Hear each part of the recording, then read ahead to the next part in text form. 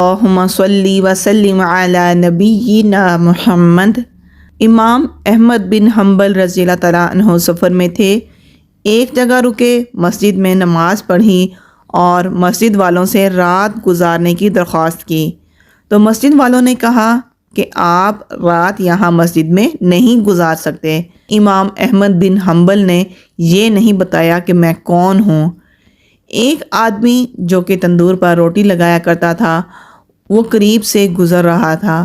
اس نے جب دیکھا کہ رات گزارنے کی امام احمد بن حنبل رضی اللہ تعالیٰ عنہ کو مسجد میں اجازت نہیں مل رہی تو اس شخص نے کہا کہ آپ میرے ساتھ میرے گھر چلیں۔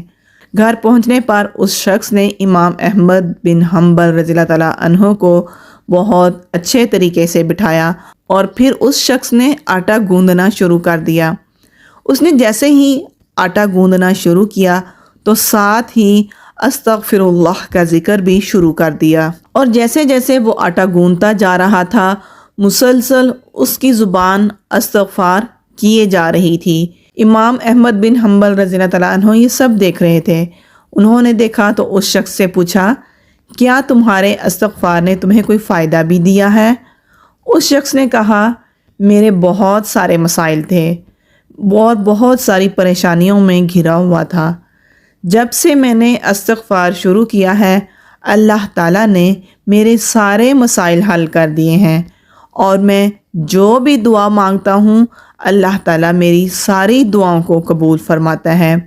بس ایک دعا ہے جو کہ ابھی تک قبول نہیں ہوئی، اس دعا کو بھی میں بہت عرصے سے مانگ رہا ہوں۔ امام احمد بن حنبل رضی اللہ تعالیٰ عنہ نے پوچھا، وہ کون سی دعا ہے جو قبول نہیں ہوئی؟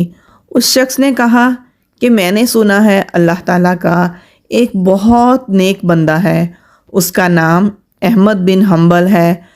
اللہ تعالیٰ سے دعا مانگتا ہوں کہ اللہ تعالیٰ میری زندگی میں ہی امام احمد بن حنبل سے ملاقات کروا دے۔ بس یہ دعا قبول نہیں ہوئی، باقی ساری دعائیں جو بھی مانگتا ہوں اللہ تعالیٰ قبول فرماتے ہیں۔ امام احمد بن حنبل مسکرائے اور بولے، اللہ تعالیٰ نے تمہاری یہ دعا بھی قبول فرما لی ہے۔ اور پھر فرمایا کہ میں امام احمد بن حنبل ہی ہوں۔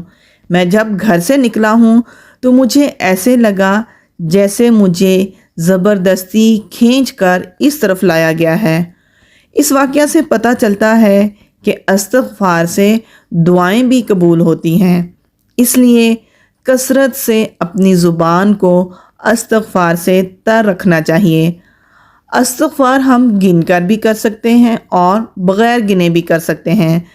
نبی کریم صلی اللہ علیہ وآلہ وسلم دن میں 70 مرتبہ اور ایک دوسری روایت کے مطابق 100 مرتبہ استغفار کیا کرتے تھے۔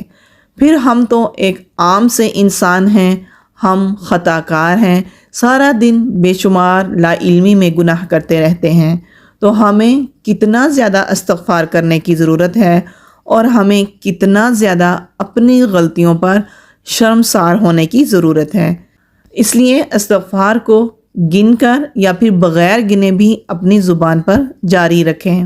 دعا ہے کہ اللہ تعالی ہمارے تمام ظاہری باطنی چھوٹے بڑے گناہ کو معاف فرمائے، اور اللہ تعالی ہماری تمام پریشانیوں کو ہم سے دور فرما دے، اور ہمیں بیماریوں سے، آفات سے اور مصیبتوں سے محفوظ رکھے۔